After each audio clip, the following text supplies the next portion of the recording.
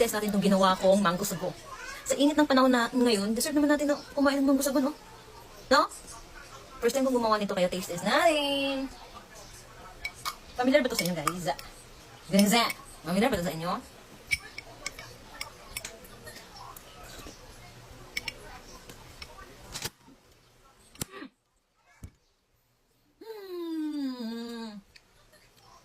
Alami!